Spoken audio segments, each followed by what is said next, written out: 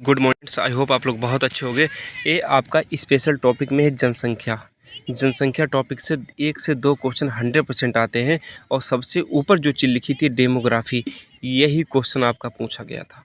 और वो घनत्व, जनसंख्या घनत्व का फार्मूला पूछा गया था, जो कि मैंने यहाँ पे आपको सब कुछ करा रखे थे। तो इस वीडियो से आपका गहराई से गहराई तक का और बाहर से बाहर तक का, जहाँ तक का भी क्वेश्चन पूछा जाएगा वो क्वेश्चन आपको करके आओगे। ठीक है, ये आपका जनसंख्या बहुत बड़ा टॉपिक है और उस बहुत बड़े टॉपिक को बहुत आसानी से आपको पूरा कराएंगे। ठीक है, जनगणना, जनसंख्या जनगणना एक ही बात होती है। अच्छा, जनगणना और जनसंख्या क्या चीज़ है? जनसंख्या क्या होती है? एक समूह होता है जनसंख्या, जैसे कितनी है जनसंख्या। जनगणना मतलब लोगों को गिनना, जन मतलब लोग, मतलब गणना मतलब गिनना, जनसंख्या मतलब संख्या में कितनी है जनसंख्या। मतलब कि आपसे पूछा जाए कि आप अपने घर से काउंट करके आओ कितने लोग हैं, तो वो जनगणना हो जाएगी। यदि आपसे पूछा जाए कि आपके घर में कितने लोग हैं, जनसंख्या कितनी है, तो 4 है, तो आप उसको आप 4 बता दोगे। समझे इस बात को? तो वही जनसंख्या और जनगणना में अंतर है।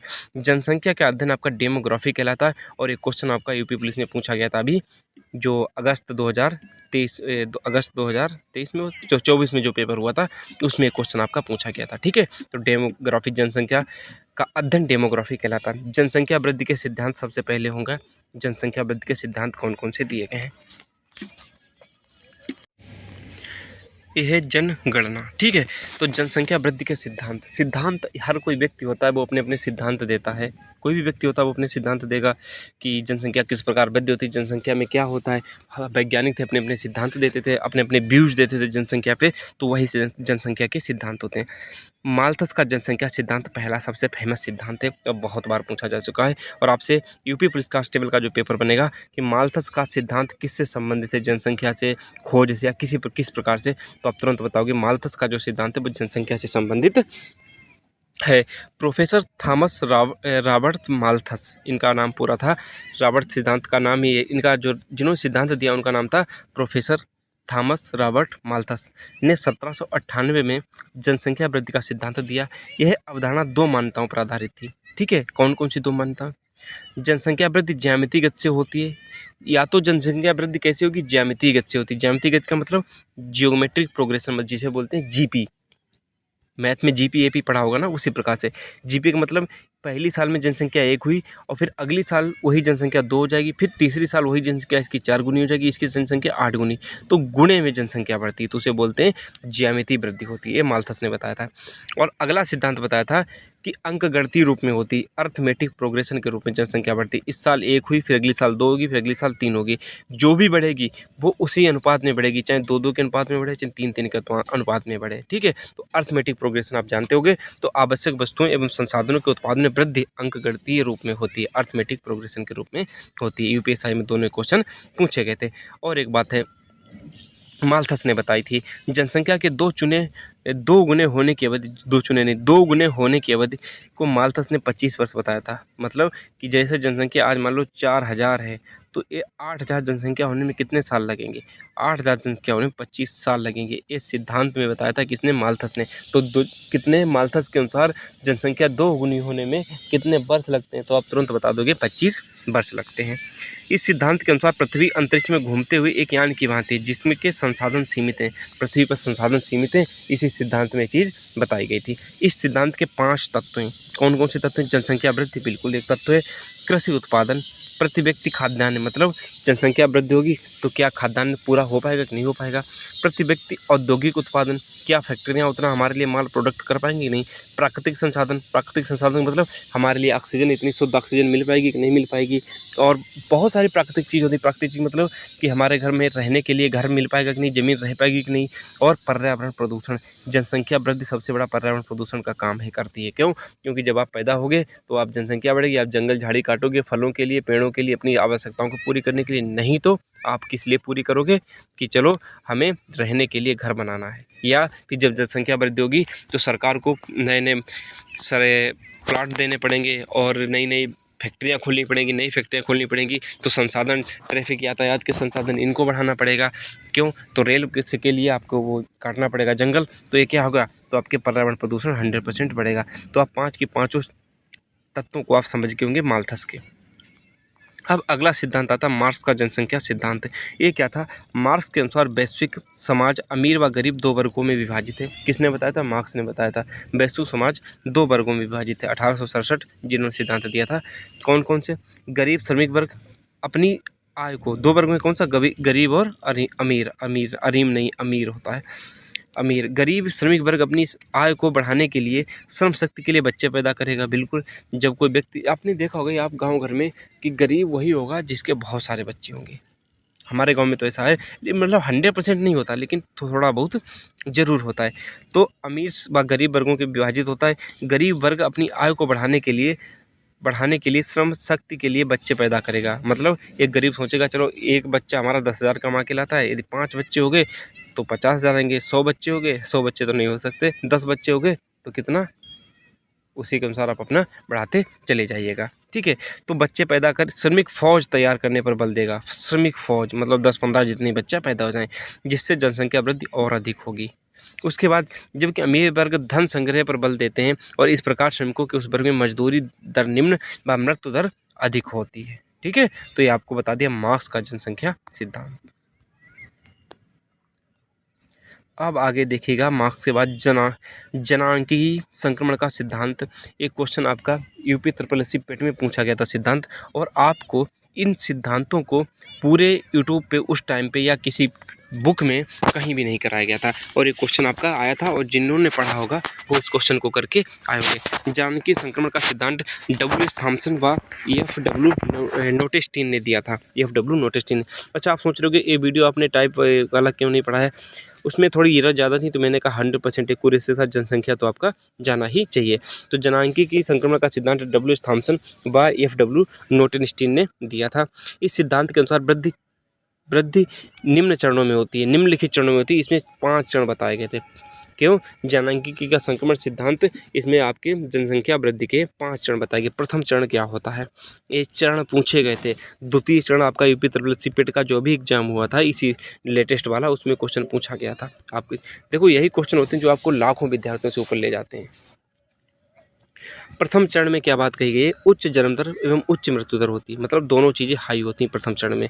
इसकी प्रमुख विशेषता है तथा इसमें जनसंख्या वृद्धि का अस्थिर चरण कहा जाता है। आपसे पूछा गया था क्वेश्चन MPPCS में कि जनांकीय के कौन से चरण को जनसंख्या वृद्धि का अस्थिर चरण कहा गया था? वो आपका प्रथम चरण था। ठीक है, इसमें दोनों दर प्रकृति पर आधारित होती हैं। प्रकृति मतलब जैसा भगवान दे दे। इसमें कभी पॉजिटिव तो कभी नेगेटिव जनसंख्या वृद्धि होती है। इस चरण में जन्म व मृत्यु दोनों ही 40 से 50 प्रति हजार के बीच में होती, चाहे जन्म हो चाहे मृत्यु हो। ठीक है, तो ये हो गया आपका जनसंख्या जनांकीय संक्रमण का प्रथम सिद्धांत। उसके बाद द्वितीय चरण क्या है? विस्फोट। ये आपका यूपी SSSC पेट में पूछा गया था। विस्फोट या संक्रमण का सिद्धांत मतलब कि किस चरण को कहते हैं? तो द्वितीय चरण को कहते हैं। विस्फोट या संक्रमण अवस्था भी इसे कहते हैं। इसमें क्या होती है? उच्च जन्म दर और उच्च एवं घटती मृत्यु दर। मतलब 100 जब बच्चे ज़्यादा पैदा हो रहे हैं और कम मर रहे हैं, तो इसका मतलब जनसंख्या बहुत तेज़ होगी, बहुत तेज़ वृद्धि होगी, यानी कि विस्फोट सा हो जाएगा। तो विस्फोट या संक्रमण का अवस्था भी कहते हैं। उच्च जन्म दर एवं घटती मृत्यु दर इसमें सिद्धांत की प्रमुख विशेषता है। तृतीय चरण में क्या है? जनसंख्या वृद्धि में ह्रास की प्रवृत्ति को दर्शाता है, अर्थात जन्म दर व मृत्यु दर दोनों में कमी आ जाती है। किसमें? तृतीय चरण में। चौथा चरण यह जनसंख्या वृद्धि की स्थिर अवस्था कहलाता है। इसमें जन्म दर और मृत्यु दर दोनों न्यून होती हैं। G8 के सभी देश इसी चरण में आते हैं। G8 मतलब ग्रुप ऑफ 20। कौन कौन से देश हैं वो इसी चरण में आते हैं। 5वां चरण क्या है? इस अवस्था को कोलिन क्लार्क के ऋणात्मक जनसंख्या वृद्धि की अवस्था कहा जाता है। किस चरण को कोलिन क्लार्क की ऋणात्मक जनसंख्या वृद्धि की अवस्था कहा जाता है? वो आपका 5वां चरण है। मृत्यु दर न्यून होती है, मतलब बहुत कम मृत्यु होती है। बाद जन्म दर मृत्यु दर से भी कम रहती है, मतलब कि मृत्यु दर और जन्म दर लगभग ना के बराबर होती हैं। यह अत्यधिक विकसित व तकनीकी समाज का द्योतक है, जैसे अमेरिका वगैरह देश हो गए, ऑस्ट्रेलिया हो गया। 1970 के बाद यह प्रवृत्ति देखी गई थी। सब लोग अपने अपनी विकास पर ध्यान देने लगे थे, तो 1970 के बाद इस प्रवृत्ति को देखा गया था। यह एक प्रकार से जातीय संघार या जनांकीय अपरदन की अवस्था भी कही जाती है। 11 जुलाई 1987 को विश्व की जनसंख्या 5 अरब तक पहुंच गई थी, इसलिए 11 जुलाई को विश्व जनसंख्या दिवस मनाया जाता है। तो वो भी मैंने आपका क्लियरेंस यहाँ पे क्लियर कर दिया। एशिया महाद्वीप के बाद विश्व का सबसे सघन एवं या बसाव वाला महाद्वीप यूरोप है। एशिया में सबसे ज़्यादा सघन लोग रहते हैं, उसके बाद किसमें है? यूरोप में। दक्षिण अमेरिका विश्व के 15% भाग में विस्तृत है। कौन? दक्षिण अमेरिका। विश्व की जनसंख्या का दक्षिण अमेरिका में 5.6% है। यही डाटा है जो याद कर लोगे तो काम हो जाएगा। अफ्रीका विश्व के 20.2% भाग पर है और विश्व की जनसंख्या का क्षेत्रफल की बात ऊपर होती है, मतलब कि अफ्रीका का क्षेत्रफल कितना है? विश्व के पूरे क्षेत्रफल का 22.2% भाग पर और जनसंख्या का 16.64 भाग पर। ऑस्ट्रेलिया न्यूजीलैंड विश्व के 6.2 भाग पर हैं। विश्व की जनसंख्या लगभग आधा 0.5 लगभग आधा % इस महाद्वीप में अति नगरीय प्रकृति देखी जा सकती है। इस महाद्वीप में कितनी जनसंख्या रहती है?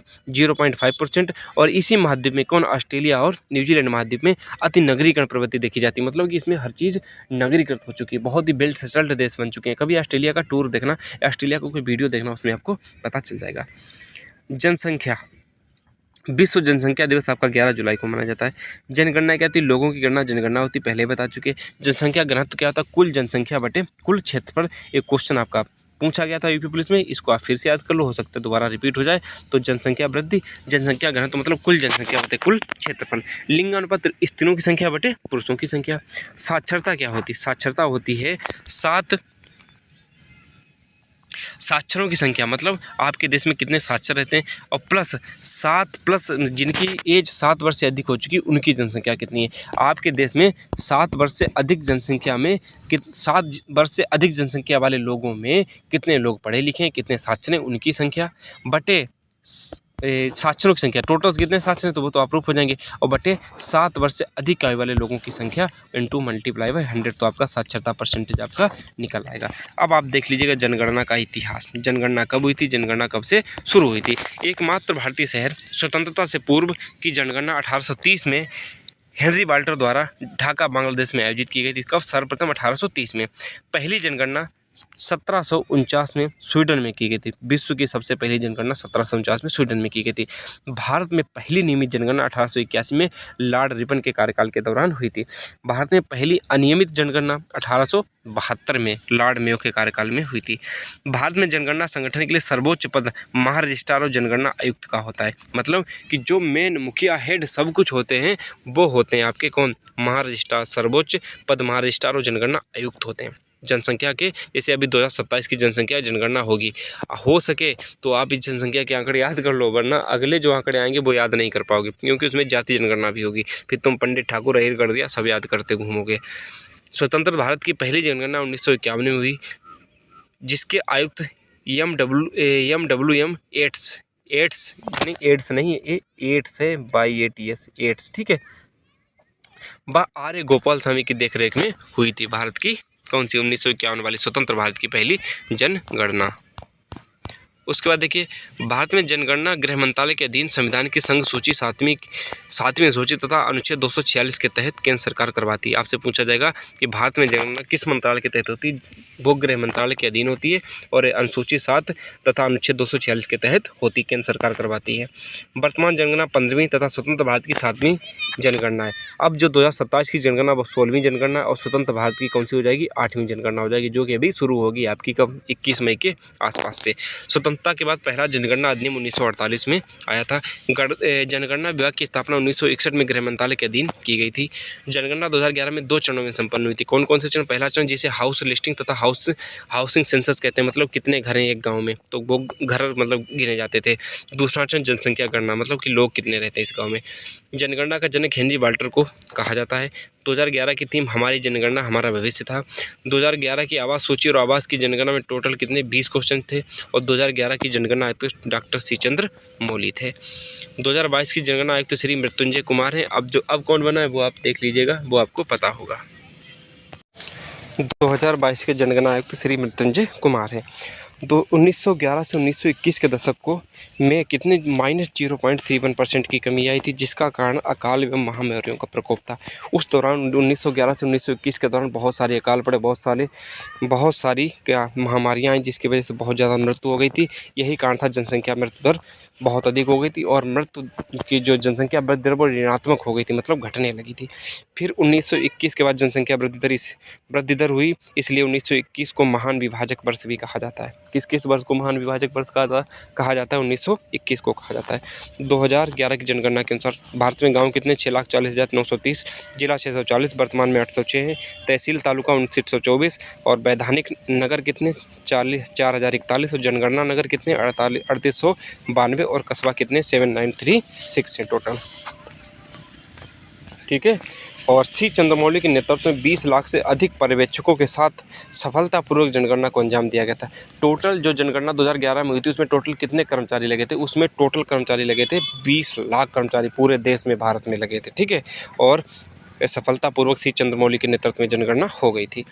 28 फरवरी 2011 की रात्रि 12 बजे जनगणना का कार्य समाप्त हुआ था। कब हुआ था? 28 फरवरी 2011 को रात्रि 12 बजे जनगणना का कार्य समाप्त हो गया था। और 15वीं जनगणना की विधि, जो 15वीं जनगणना थी, किस विधि के आधार पर? एक्सटेंडेड डिफेक्टो के आधार पर की गई थी 15वीं जनगणना। ठीक है। आज़ादी के समय 1951 में कितनी जनसंख्या थी? तब भारत की जनसंख्या 36.1 करोड़ थी। मतलब अभी 75-100 साल नहीं हुए, 100 करोड़ जनसंख्या बढ़ गई। लगभग में एवरेज देखा जाए तो 1 करोड़ जनसंख्या हर साल बढ़ी है, ज़्यादा ही बढ़ी है। 1961 से 71 के मध्य सर्वाधिक 10 की वृद्धि दर हुई थी और 1991 से 2001 के मध्य सर्वाधिक करोड़ में वृद्धि हुई थी। 1% में वृद्धि हुई थी। कब? 1961 से 71 के मध्य। और जनसंख्या करोड़ में सबसे ज़्यादा वृद्धि हुई थी 1991 से 2000 के मध्य हुई थी। और क्या होता है, 1 मिनट। अच्छा, ये आपको डाटा दिया गया कितनी हुई थी वृद्धि, इसको ना याद करो, कोई ज़रूरी भी नहीं है। 102.8.7 से 121.08 हुई थी। लगभग में 18.18 करोड़ की वृद्धि हुई थी। ठीक है। 2011 की जनगणना के अनुसार जनसंख्या भारत की कितनी? 121 करोड़ जनसंख्या है। ठीक। विश्व का लगभग 17.5%। विश्व का कितना? लगभग 17.5%। वर्तमान 10 की वृद्धि दर कितनी है? 2011 के अनुसार 17.7%। वार्षिक वृद्धि 1.64 है। अब देखिएगा, शीर्ष जनसंख्या वृद्धि वाले राज्य मेघालय में सबसे ज़्यादा जनसंख्या वृद्धि हुई थी। किसमें? मेघालय में सबसे ज़्यादा जनसंख्या वृद्धि हुई थी। कितनी हुई थी? 27.95%। और यूटी जो यूनियन टेरिटरी थी उसमें हुई थी दादरा नगर हवेली में सबसे ज़्यादा जनसंख्या वृद्धि दर। न्यूनतम दशकीय जनसंख्या वृद्धि दर राज्य कौन से? नागालैंड। सबसे कम हुई थी, नकारात्मक हुई थी। केरल में भी नकारात्मक हुई थी। तो 2 राज्य कौन था? नागालैंड और केरल। न्यूनतम दशकीय जनसंख्या वृद्धि दर यूनियन टेरिटरी, कौन? केंद्र शासित प्रदेश। इसमें आपका था जो प्रदेश था लक्षद्वीप, 6.3% आपकी जनसंख्या वृद्धि दर हुई थी। और अंडमान और निकोबार द्वीप समूह में। ठीक है। 2011 की जनगणना के अनुसार पुरुष कितने हैं? 62 करोड़, 62 करोड़ आपके पुरुष हैं। 2011 की जनगणना के अनुसार कितने? 62% आपके, 62 करोड़ आपके। परसेंटेज में 51.47%। महिला 58.7% करोड़ है, 48.53% इनका परसेंटेज रेशियो है। प्रशासनिक आंकड़ा क्या है? ठीक है। प्रशासनिक आंकड़ा, राज्य केंद्र शासित प्रदेश कितने हैं? 35 राज्य था केंद्र शासित प्रदेश टोटल उस टाइम पे कितने? 35। नगर 7933। जिला इतने, ये तो यार कोई ज़रूरी नहीं है यार, ये तो क्या नाम बदलता रहता है, इसमें कोई पूछा भी नहीं जाएगा, ये मत याद करना। ठीक। 0 से 6 वर्ष की आयु वाली जनसंख्या कितनी? 16.44 करोड़, 13.6% है। ये 0 से 6 क्यों लिया गया? क्यों? क्योंकि 7 से प्लस वाले में आपका किस में आ जाता है? वो साक्षर में आ जाते हैं।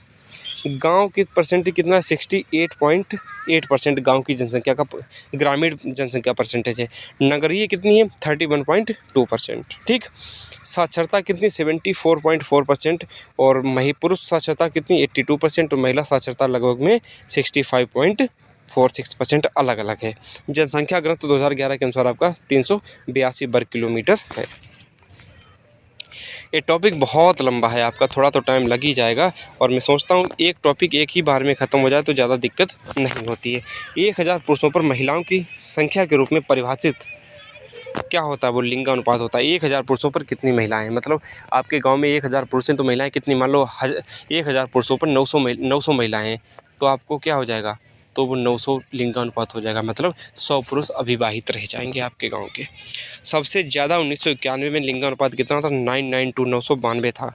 और 1951 में 946 था आपका। 1951 में जब देश आज़ाद हुआ था। SC में कितना? 945। और ST में आपका कितना है? 990।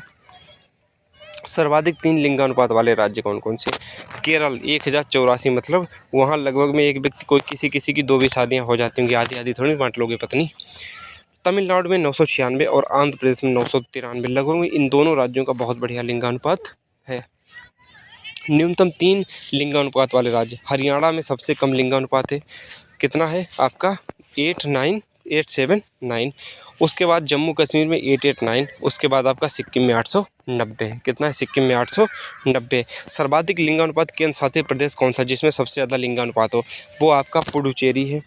उसके बाद लक्षद्वीप है, अंडमान निकोबार, उसके बाद दिल्ली का कितना 868। दिल्ली पुलिस वाले जरूर इसको याद कर ले। न्यूनतम लिंगानुपात वाले प्रदेश कौन से, दमन और दीव 618। मात्र 1000 पुरुषों पर 400 लड़के अविवाहित रह जाते हैं। ठीक है, तो सर्वाधिक लिंगानुपात वाले केंद्र शासित प्रदेश हो गए, न्यूनतम लिंगानुपात वाला केंद्र शासित प्रदेश हो गया। शीर्ष लिंगानुपात वाले 2 जिले कौन कौन से भारत में, माँ है 1176 है, जिसका मतलब 176 लड़कियां ज़्यादा हैं। अल्मोड़ा उत्तराखंड का 1139। न्यूनतम लिंगानुपात वाले 2 जिले कौन कौन से, दमन 533 हैं और लेह का 583 है। 0 से 6 आयु वर्ग वाले लिंगानुपात वाले राज्य कौन से हैं, 0 से 6 अरुणाचल प्रदेश में 972 है, मिजोरम में 970 है और हरियाणा में 834 और पंजाब में 846। हरियाणा 0 से 6 वाले में भी सबसे कम में आता है। 0 से 6 सर्वाधिक लिंगानुपात किस राज्य में है, अंडमान और निकोबार में 968 है, पुडुचेरी में 967 है और 0 से 6 न्यूनतम लिंगानुपात यूनियन टेरिटरी दिल्ली में 871 है और चंडीगढ़ में कितना आपका 880 है। ये डाटा है और उसमें कुछ नहीं है, सिर्फ और सिर्फ डेटा को आपको याद ही करना पड़ेगा। वर्ष 1971 तक साक्षरता का आधार 5 वर्ष था। किस वर्ष तक साक्षरता का आधार 5 वर्ष था, 1971 के बाद साक्षरता का आधार कितना हुआ, 7 वर्ष। ये क्वेश्चन पूछा गया था कि साक्षरता का आधार क्या है, वर्ष क्या है, तो वो आप बताओगे तुरंत 7 वर्ष बताओगे। शीर्ष 3 राज्य साक्षरता वाले कौन कौन से, केरल 94%, मिजोरम 91.3% और गोवा 88.7%। न्यूनतम साक्षरता दर वाले राज्य कौन कौन से हैं, बिहार 61.8%, अरुणाचल प्रदेश 65.4%। शीर्ष 3 केंद्र शासित प्रदेश साक्षरता वाले, केंद्र यूनियन टेरिटरी जिन्हें बोलते हैं, लक्षद्वीप 92%, लगभग में 91.8% है, तो लगभग में 92% बन जाएगा। दमन और दीव 87.1% आपका डाटा बनेगा जाके। ठीक है, ये डाटा है, आपको याद करना पड़ेगा, इसमें क्या ट्रिक है ना कोई कुछ, इसमें सीधे सीधे आपको कहानी समझानी पड़ेगी। न्यूनतम साक्षरता दर वाले राज्य, न्यूनतम साक्षरता दर वाले केंद्र शासित प्रदेश कौन कौन से, दादरा और नगर हवेली 76.2%, पुडुचेरी 85.5%। पुरुष साक्षरता वाले शेष राज्य कौन कौन से हैं, केरल 96.1% है, केरल कितना 96.1% है और लक्षद्वीप 95.6% है। पुरुष साक्षरता वाले न्यूनतम राज्य कौन कौन से, बिहार में सबसे कम पुरुष साक्षरता है 71.2%, अरुणाचल प्रदेश में क्या है 72.6%। न्यूनतम मतलब मिनिमम स्त्री साक्षरता वाले राज्य कौन कौन से, बिहार में सबसे कम महिला साक्षरता है 51.5%, राजस्थान में क्या 52.1%। ग्रामीण कितना है, ग्रामीण में देखिएगा कहाँ सबसे कम साक्षरता है, तो वो राजस्थान में, और न्यूनतम कहाँ है आपकी आंध्र प्रदेश में है। और शहर में आप देखिएगा शीर्ष में आपका कितना है मिजोरम और न्यूनतम में आपका यूपी है, कितना 75.1%। उच्च साक्षरता के 2 जिले, सर्ची मिजोरम जहां साक्षरता आपकी 98.7% है और अजावल किसका जिला है, मिजोरम का 98.5% है। और न्यूनतम साक्षरता वाले 2 जिले अलीरामपुर एमपी 37.2% और बीजापुर छत्तीसगढ़ 41.58%। सर्वाधिक पुरुष स्त्री साक्षरता अंतर वाले राज्य कौन कौन से, पुरुष और स्त्री में बहुत गैप है, बहुत अंतर है, मतलब कहीं पुरुष बहुत ज़्यादा साक्षर, महिला बहुत कम साक्षर है। तो राजस्थान में 27.1% अंतर है, झारखंड में 21.4% अंतर है और न्यूनतम पुरुष स्त्री साक्षरता अंतर वाले राज्य है मेघालय, न्यूनतम सबसे कम लगभग। तो इसका मतलब है कि जो मेघालय है इसमें महिला और पुरुष लगभग में समान साक्षर हैं, समान साक्षर, जितनी महिला साक्षर है उतने ही पुरुष साक्षर हैं। 1901 में जनसंख्या घनत्व कितना था आपका, जनसंख्या घनत्व 77% था। 1951 में आपका जनसंख्या घनत्व कितना हो गया जाके, ये आपका 117 हो गया जाके। ठीक है, अधिकतम वृद्धि जनसंख्या घनत्व 1961 से 1971 के मध्य हुआ था और इसमें 24.6% हुआ था, कितना 24.6% आपका हुआ था। अरुणाचल प्रदेश में जनसंख्या घनत्व सबसे कम कितना, 17। और बिहार में जनसंख्या घनत्व सबसे ज़्यादा कितना, 1106 है, 1000 क्या ही बोला जाए। दिल्ली यूनियन टेरिटरी में सबसे ज़्यादा कितना है, दिल्ली का 11,320, मतलब 1 किलोमीटर वर्ग क्षेत्रफल में 11,320 लोग रहते हैं। यूटी अंडमान एंड निकोबार में सबसे कम है क्या, 46 है। 2001 से 11 के घनत्व में वृद्धि 57 व्यक्ति पर किलोमीटर हुई थी। सर्वाधिक जनसंख्या घनत्व वाला जिला उत्तर पूर्वी दिल्ली कितना है, 37,346। उसके बाद चेन्नई तमिलनाडु का है 26,903।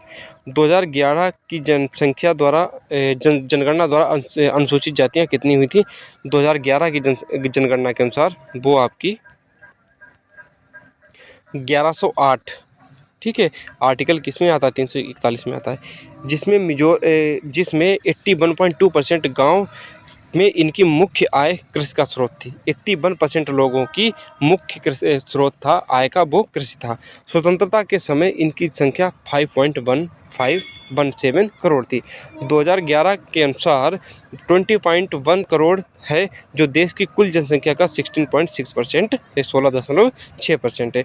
2001 से 11 के दौरान 10 की वृद्धि दर जो एससी की जनसंख्या में हुई थी वो 20.8% हुई थी। सर्वाधिक एससी उत्तर प्रदेश और पश्चिम बंगाल में, सबसे कम आपके मिजोरम में, सर्वाधिक एससी परसेंटेज में पंजाब में और हिमाचल में। सबसे कम एससी परसेंटेज में आपके मिजोरम में, 0 पॉइंट मिजोरम में ना के बराबर है। एससी रहित राज्य जहां एससी नहीं है आपका अरुणाचल प्रदेश है, यहाँ आपका एससी नहीं है। नागालैंड में एससी नहीं, अंडमान निकोबार में नहीं, लक्षद्वीप में एससी नहीं। और 2011 में एससी का अनुपात 945 था। 2011 में एसटी अनुसूचित जाति कितनी थी, लगभग 10.5 करोड़ थी। 8.6% ओवरऑल जनसंख्या का 8.6%। सर्वाधिक एसटी आपके मध्य प्रदेश एमपी में कितने थे, 1.5 करोड़। उसके बाद महाराष्ट्र में, सबसे कम आपके पंजाब में एसटी थे। एसटी जनसंख्या परसेंटेज के आसपास सर्वाधिक राज्य या यूनियन टेरिटरी लक्षद्वीप में कितने, 94.8%। और सबसे ज़्यादा एसटी मिजोरम में है कितने, 94.4%। उसके बाद देखिएगा नॉन एसटी स्टेट, जहां मतलब कि एसटी नहीं है। पुडुचेरी में एसटी नहीं, दिल्ली में एसटी नहीं, चंडीगढ़ में, हरियाणा, पंजाब इनमें एसटी नहीं है। संख्या की दृष्टि से ऐसा यूटी जिसमें सर्वाधिक एसटी है तो वो आपका दादरा एवं नागर हवेली है। भारतीय संविधान में आर्टिकल 212 में एसटी से संबंधित है। और एसटी में सर्वाधिक लिंगानुपात आपका गोवा में है, जहां आपका 1046 है। प्रथम जनसंख्या नीति आपकी कब आई थी, प्रथम जनसंख्या नीति कब आई थी, 2000 में आई थी। ठीक, मोस्ट इंपॉर्टेंट क्वेश्चन है, प्रथम जनसंख्या नीति आपकी कब आई थी, 2000 में। यूएन जनसंख्या रिपोर्ट 2022 के अनुसार भारत सर्वाधिक जनसंख्या वाला देश बन गया है। ठीक है, सर्वाधिक जनसंख्या वाला देश आपका भारत बन गया है। 1947 में स्वतंत्रता के समय भारत की साक्षरता दर कितनी थी, 12% मात्र थी। और यूएन के अनुसार 2050 में भारत की जनसंख्या कितनी हो जाएगी, 166 करोड़, लगभग 170 करोड़ के आसपास पहुँच जाएगी। जनगणना 2021 का विषय, अब तो 2027 वाला विषय देखना पड़ेगा, ये सब आपको छोड़ना पड़ेगा। 16वीं जनगणना में कितने प्रश्न पूछे जाएंगे, 31। अभी कुछ चेंज हुआ होगा तो आपकी जनगणना अभी शुरू होगी, तब आप देख लेना। धर्म आधारित जनगणना पहली बार 2001 में हुई थी, दूसरी बार 2011 में हुई थी। हिंदू कितने, 96.6 करोड़, लगभग में 97 करोड़, सबसे ज़्यादा हैं, 80% आपके हिंदू हैं। और जैन हैं 0.5%, लगभग में सबसे कम आधा करोड़, 50 लाख के आसपास। सबसे ज़्यादा साक्षर धर्म आपका जैन है, उसके बाद ईसाई है। सबसे ज़्यादा हिंदू किस राज्य में परसेंटेज में, वो आपके हिमाचल प्रदेश में। सबसे ज़्यादा हिंदू यूनियन टेरिटरी कहाँ पे हैं, आपके दादर एवं नागर हवेली में। और सबसे ज़्यादा जनसंख्या में कहाँ है, सबसे ज़्यादा जनसंख्या का आपका आएगा उत्तर प्रदेश में। सबसे कम हिंदू कहाँ है, मिजोरम में। और सबसे ज़्यादा मुस्लिम कहाँ है, लक्षद्वीप में। और सबसे कम मुस्लिम आपके मिजोरम में है। सबसे ज़्यादा ईसाई आपके कहाँ है, नागालैंड में। सबसे ज़्यादा ईसाई कहाँ, नागालैंड में। आधिकारिक भाषा जिसकी अंग्रेजी, ऑफिशियल लैंग्वेज। सबसे कम ईसाई कहाँ है, बिहार में। सर्वाधिक सिख आपके कहाँ है, पंजाब में। सर्वाधिक बौद्ध आपके सिक्किम एवं महाराष्ट्र में है। और सर्वाधिक जैन आपके महाराष्ट्र और दिल्ली में। जैन क्या है, व्यापारी समुदाय है, तो सबसे ज़्यादा दिल्ली और महाराष्ट्र में होंगे।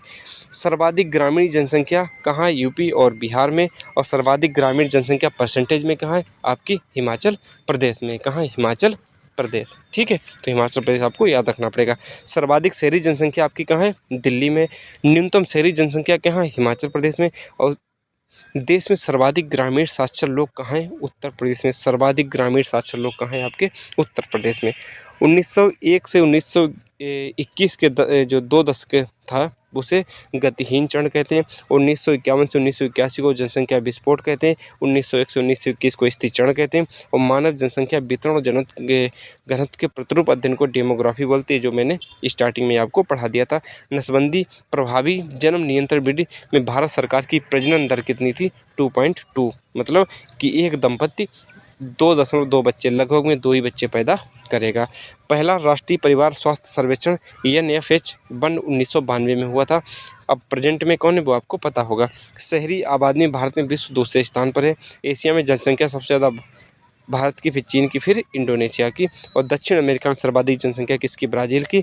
दक्षिण अफ्रीका में सर्वाधिक जनसंख्या वाला कहाँ है? नाइजीरिया। और 2011 में कुल प्रजनन दर कितनी थी? 2.4 और वर्तमान में 2.1। लगभग में प्रत्येक दंपति 2 बच्चे पैदा करता है। जनगणना अधिनियम आपका कब बना था? जनगणना अधिनियम आपका 1948 में बना था। ठीक है, जनगणना अधिनियम कब बना था? 1948 में। चीन की जनसंख्या 142 करोड़ है। ठीक है। भाषा की जनगणना सबसे ज़्यादा हिंदी भाषी, फिर बंगाली और फिर आपके मराठी। सबसे कम प्रजनन दर वाला राज्य आपका देश कौन सा है? दक्षिण कोरिया। सबसे कम वहाँ पे जन्म होती है। लक्षद्वीप में सबसे कम गांव कहाँ है? सबसे कम गांव 8 गांव हैं। यूपी में सबसे ज़्यादा गांव 97,000 हैं। ठीक है। और 2011 के अनुसार गरीबी रेखा से नीचे सर्वाधिक जनसंख्या छत्तीसगढ़ में। 2011 में दक्षिण अमेरिका महाद्वीप का जनसंख्या घनत्व सबसे कम था। और सर्वाधिक नगरीकृत देश दक्षिण देश आपका कौन सा है? पाकिस्तान। और दक्षिण एशिया में सबसे वृद्ध देश आपका श्रीलंका है। ठीक है, सबसे वृद्ध देश आपका कौन सा है? श्रीलंका। 2011 के अनुसार यूनियन टेरिटरी में मतलब केंद्र शासित प्रदेश में सर्वाधिक महिला साक्षरता लक्षद्वीप में है। और देश की पहली जनसंख्या नीति 1976 में हुई थी। 1952 में जनसंख्या नीति समिति की स्थापना हुई थी। आपसे पूछा जाए कि जनसंख्या नीति समिति की स्थापना कब हुई थी? 1952 में हुई थी। 1952 में। और केंद्रीय परिवार नियोजन बोर्ड था वो 1956 में बना था। राष्ट्रीय जनसंख्या आयोग 11 मई 2000 को बना था। दूसरी जनसंख्या नीति आपकी 2000 में आई थी। दूसरी जनसंख्या नीति जो कि हम आपको करवा चुके हैं। इस नीति का लक्ष्य 2045 तक स्थिर जनसंख्या प्राप्त करना था। किसका? इस जो दूसरी जनसंख्या नीति जो बनी थी। ठीक है, इस नीति का लक्ष्य 2045 तक स्थिर जनसंख्या प्राप्त करना था। पोर्टल इसका था, इसको बदलकर 2070 कर दिया गया था। ठीक है, अब पोर्टल पर इसे 45 से अब 70 कर दिया गया, हालांकि 70 ही आप याद रखोगे। नवजात मृत्यु दर किसी दिए गए वर्ष या अन्य अवधि में प्रति 1000 जीवित जन्मों पर जीवन के पहले 28 दिनों के दौरान होने वाली मौतों की संख्या को संदर्भित करती है। कौन? नवजात मृत्यु दर। ठीक है। राष्ट्रीय जनसंख्या आयोग की अध्यक्षता पीएम करते थे। राष्ट्रीय जनसंख्या आयोग की अध्यक्षता कौन करते हैं? पीएम करते। 1991 की जनगणना में 17 प्रश्न शामिल थे। और 2011 की जनगणना में 29 प्रश्न शामिल थे। जनसंख्या में नकारात्मक वृद्धि दर कब हुई थी? 1911 से 1921 के मध्य। 2011 की जनगणना की अनुमानित लागत 22 अरब रुपये थी। इसकी कितनी है वो आपको पता चल जाएगी। 2011 में भारत में 10 लाख से अधिक आबादी वाले शहर कितने थे? 53 शहर थे। और भारत में 2011 की तृतीय लिंग की जनसंख्या कितनी थी? 4,90,000। और प्रथम आर्थिक जनगणना कब हुई थी? 1977 में हुई थी, जिसमें धर्म बता रहे, जिसमें आपके धन से संबंधित कितने ट्रैक्टर हैं, कितनी गाड़ियां वो आपके पास पहुंची गई थी। अनुसूचित जनजाति की जनसंख्या साक्षरता कितनी? 59% है। और अनुसूचित जाति की साक्षरता आपकी 66% है। शीर्ष मतलब अत्यधिक आबादी वाले राज्य कौन कौन से हैं देखिएगा। यूपी इतना है 16.49%, सबसे ज़्यादा जनसंख्या यूपी की, फिर महाराष्ट्र, फिर बिहार, फिर पश्चिम बंगाल, फिर आपकी आंध्र प्रदेश की। ठीक है, मैक्सिमम है। आपको मैंने बहुत सारी चीज़ें कवर भी करवा दी। न्यूनतम आबादी वाले राज्य कौन? सबसे कम आपकी सिक्किम की है, फिर मिजोरम की 10 लाख है, और अरुणाचल प्रदेश की इतनी, और गोवा, नागालैंड। सर्वाधिक जनसंख्या वाला केंद्र शासित प्रदेश आपका कौन सा है? दिल्ली 1.67 करोड़, और प्रदेश उसके बाद नंबर 3 पे आपका चंडीगढ़ है। न्यूनतम जनसंख्या वाला केंद्र शासित प्रदेश आपका है लक्षद्वीप 64,000, फिर उसके बाद दमनदीप, फिर दादरा नगर हवेली, फिर अंडमान और निकोबार। सबसे अधिक आबादी वाले मेट्रो शहर कौन कौन से, जहां मेट्रोपॉलिटन एरिया है? मुंबई सबसे ज़्यादा किसकी? मुंबई 1.1 करोड़, दिल्ली 1.6 करोड़, कोलकाता, चेन्नई, फिर बेंगलुरु। 2011 की जनगणना के अनुसार नागालैंड वह राज्य है जहां जनसंख्या में नकारात्मक वृद्धि हुई थी, मतलब यहाँ घटी थी। सबसे कम आबादी वाला जिला दिबांग अरुणाचल प्रदेश, सबसे अधिक आबादी वाला जिला ठाणे महाराष्ट्र, सबसे कम आबादी वाला शहर कपूरथला पंजाब का, सबसे अधिक आबादी वाला शहर मुंबई। ठीक, सबसे अधिक आबादी वाला शहर मुंबई। 2011 की जनगणना के अनुसार भारत में 57,264 पारसी हैं। पारसियों की संख्या आपसे पूछी गई थी यूपीएसआई में सबसे हाँ, पारसियों की संख्या कितनी? 57,264 है। उच्चतम दशकीय विकास दर वाला राज्य मेघालय 27.9%, लगभग 28%। सबसे कम दशकीय विकास दर वाला राज्य आपका कौन सा है? नागालैंड है। केंद्र शासित प्रदेश दशकीय वृद्धि दर में कहाँ है? उच्चतम दादरा नगर हवेली 55.9% और सबसे कम आपका 6.3% लक्षद्वीप का है। भारत की जनसंख्या का कुल कार्यशील जनसंख्या कितनी है? वो है 39.8% मान के चलिएगा, जिसमें महिला की भागीदारी 25.5% और पुरुष की 53.26%। ग्रामीण क्षेत्र में कार्यबल भागीदारी महिलाओं की कितनी, जो ग्रामीण मतलब गांव में रहती हैं, महिलाओं की 30% 30% और पुरुष की कितनी? 53%। शहरी क्षेत्र में कार्यबल में 15% महिलाएं जो कार्य करती हैं और पुरुष कितने? 53%। पुरुष हर जगह आपका 53% ही रहेगा। हिमाचल प्रदेश के ग्रामीण क्षेत्रों में महिला कार्यबल की भागीदारी दर सबसे अधिक है, मतलब ग्रामीण क्षेत्रों में भी सबसे ज़्यादा हिमाचल प्रदेश में 47.4% महिलाएं भागीदारी करती हैं। 2011 भारत की 57.3% आबादी प्राथमिक क्षेत्र में लगी हुई। प्राथमिक क्षेत्र मतलब दूध या पशुपालन, यही आपका प्राथमिक क्षेत्र होता है। इकोनॉमी में आपने पढ़ रखा होगा। 2011 के अनुसार भारत की 24.3% आबादी द्वितीय क्षेत्र में लगी हुई। द्वितीय क्षेत्र आप जानते होंगे। और जनसंख्या क्या है? भारत की जनसंख्या का 54.6% कृषि क्षेत्र में लगे हुए लोग हैं। ग्रामीण क्षेत्रों में गरीबी रेखा से नीचे लोगों का अनुमानित प्रतिशत कितना है? 25, लगभग 26% है। शहरी क्षेत्रों में गरीबी रेखा से नीचे लोगों का अनुमानित परसेंटेज कितना है? 3.7%। याद रखना है इसको, 3.7% है। 2011 के अनुसार अप्रवासियों की सबसे बड़ी संख्या कहाँ है? महाराष्ट्र में। अप्रवासी मतलब जो आते जाते रहते हैं। केरल में जन्म दर सबसे कम है।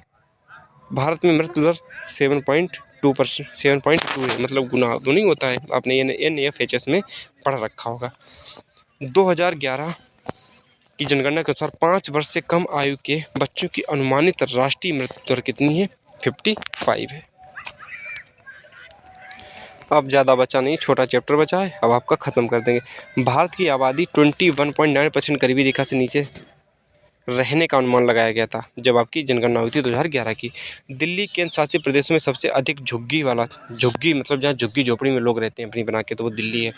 भारत का कुल प्रजनन दर 2.1 से 2.9 है, मतलब एक व्यक्ति 2 बच्चे 2 से 3 बच्चों के बीच पैदा करता है, ज़्यादा नहीं करता। बिहार में सबसे ज़्यादा है। 2011 मुख्य कार्यकर्ता वह व्यक्ति है जो एक वर्ष में 183 दिन कार्य करता है। कार्यकर्ता मतलब कि जो व्यक्ति कार्यशील है उसमें 183 दिन कार्य करना होता है। 2011 गोवा सबसे अधिक शहरीकृत राज्य है। 2011 के अनुसार हिमाचल प्रदेश और बिहार में सबसे कम शहरी आबादी कहाँ का? हिमाचल प्रदेश और बिहार में। 2011 के अनुसार कुल जनसंख्या में किशोर जनसंख्या आपकी 10 से 19 वर्ष का प्रतिशत 20.9% है, जिसमें मेल 52% और फीमेल आपका 47% है। भारत के बाद नेपाल में हिंदू जनसंख्या सबसे अधिक है। अशोधित जन्म दर क्या कहलाती है? अशोधित जन्म दर क्या होती है? 1000 जनसंख्या पर वर्ष के दौरान होने वाले जीवित जन्मों की संख्या कितनी है आपकी? 21.8% और मृत्यु दर आपकी पड़ती है 7.1%। लिंकन सूचकांक जनसंख्या के आकार को मापता। आपसे पूछा जाएगा कि लिंकन सूचकांक किससे संबंधित है, तो आप बताओगे जनसंख्या के आकार को मापता है। ठीक है, जनसंख्या में आयु वर्ग की हिस्सेदारी क्या होती है? 0 से 14 वर्ष के लोग हैं वो 25% है, और 10 से 19 जो वर्ष के हैं वो 18% है, 10 से 24 वर्ष के 26%, 15 से 24 17% और 15 से 64 7% और 65 से अधिक वाले भी आपके कितने हैं? 7%। अब जो मोस्ट इंपॉर्टेंट चीज़ बची छोटा वाला चैप्टर, इसको आप यहाँ पे समेट देंगे। शून्य जनसंख्या वृद्धि क्या कहलाती है? इसको तो मैंने अभी लिख रखा था, 2-3 पॉइंट छूट रखे थे, तो मैंने वीडियो बनाने चक्कर में तो आपका कंटेंट जल्दी पूरा हो जाए। शून्य जनसंख्या वृद्धि क्या होती है? जन्म या अप्रवासन। अप्रवासन का मतलब आने जाने वाले लोग के माध्यम से जनसंख्या में प्रवेश करने वाले लोगों की संख्या का उत्प्रवास या मृत्यु से इसे छोड़ने वाले लोगों की संख्या के बराबर होने की स्थिति कहलाती है शून्य जनसंख्या वृद्धि। शून्य जनसंख्या वृद्धि का मतलब जितने लोग आए और जितने लोग गए, ठीक है, तो इसे बोलते हैं शून्य जनसंख्या वृद्धि। 50 लोग आए 50 लोग गए तो आपकी जनसंख्या बढ़ी न घटी, तो शून्य जनसंख्या वृद्धि कहलाती है। प्रवास क्या होता है? किसी क्षेत्र के अंदर और बाहर लोगों की आवाजाही को प्रवास कहा जाता है। मतलब कि एक साल के भीतर इस क्षेत्र में कितने लोग आए और कितने लोग गए, तो उसे बोला जाता है अप्रवास। सफ़ेद उड़ान क्या होती है? शहरी क्षेत्रों से उपनगरों की ओर। उपनगर मतलब क्या होता है? शहर और गांव के बीच का क्षेत्र उपनगर कहलाता है। उपनगरों की ओर पलायन करने वाले आर्थिक रूप से सुरक्षित लोगों को सफ़ेद उड़ान कहते हैं। ठीक, सफ़ेद उड़ान आप समझ गए होंगे। संयुक्त राष्ट्र जनसंख्या कोष UNFPA का मुख्यालय आपका कहाँ है? न्यूयॉर्क में। तो आपका जनसंख्या जो सबसे बड़ा टॉपिक था जिसको मैंने आपको कवर करवा दिया। अब इस टॉपिक को पढ़ने की आपको कोई ज़रूरत नहीं, ठीक है। जनसंख्या इतनी आपने पढ़ ली तो यूपी पुलिस का क्वेश्चन आने वाला आपका खत्म हो जाएगा। देखो क्वेश्चन डीप पूछे जाते हैं तो मेरी मजबूरी थी कि इतना डीप कराया जाए, तभी मैंने इसको डीप कराया। Bye bye, love you all, मिलते हैं नेक्स्ट वीडियो में। अब आपका मुझे लगता है क्या बचेगा, वो वाला टॉपिक संगठन और पुरस्कार और सम्मान वाला टॉपिक। ठीक, bye bye, love you all, मिलते हैं नेक्स्ट वीडियो में। कैसा लगा वीडियो जरूर बताइएगा। लास्ट में एक पेज मुझे जोड़ना पड़ गया, जल्दी में टाइपिंग वाले भाई को लेट थोड़ा हो रहा तो मैंने कहा चलो तब तक आपको ऐसे वीडियो बना देते हैं।